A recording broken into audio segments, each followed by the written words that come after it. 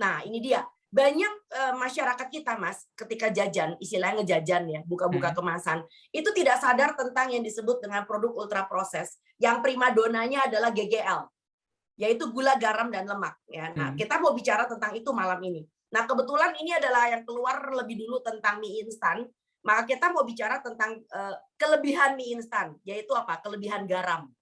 Ya. Nah, kalau bicara tentang garam, pemerintah Republik Indonesia sebetulnya sudah mempunyai batasan. Nah, ini barangkali kalau bisa dikeluarkan boleh juga nih.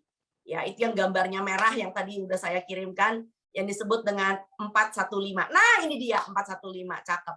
4 itu adalah yang G4 itu adalah gula ya. Dikatakan bahwa 4 itu adalah 4 sendok, tetapi dengan catatan bukan berarti harus angkanya sekian. Kalau Anda bisa mengurangi menjadi kurang, bahkan hampir tidak, itu lebih baik. Karena apa? Pada prinsipnya manusia itu nggak butuh gula dalam pengertian rafinasi. Tetapi yang kita butuhkan itu adalah gula yang kita buat dalam tubuh akibat kita makan dari karbo. Nah, bicara tentang garam, itu coba dilihat.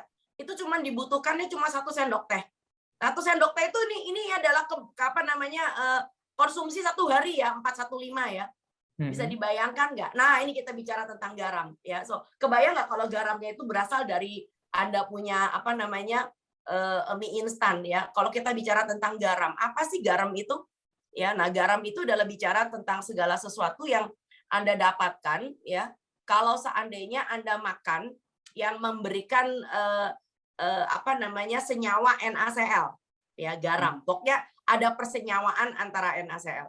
Nah, biasanya garam itu berasal dari laut ya. Berasal dari laut. Nah, lalu kemudian kecukupan garam itu memang dibutuhkan ya untuk menahan air dalam tubuh.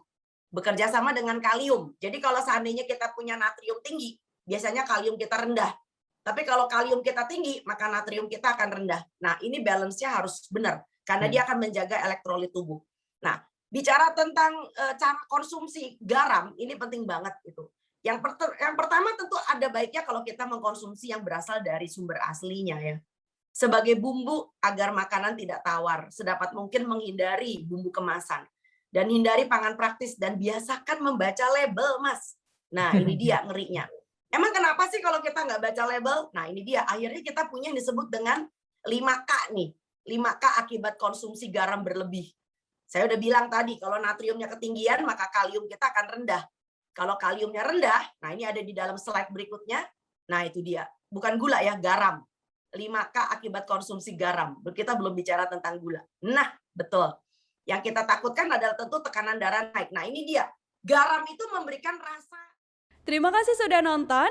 Jangan lupa like, subscribe, dan share ya.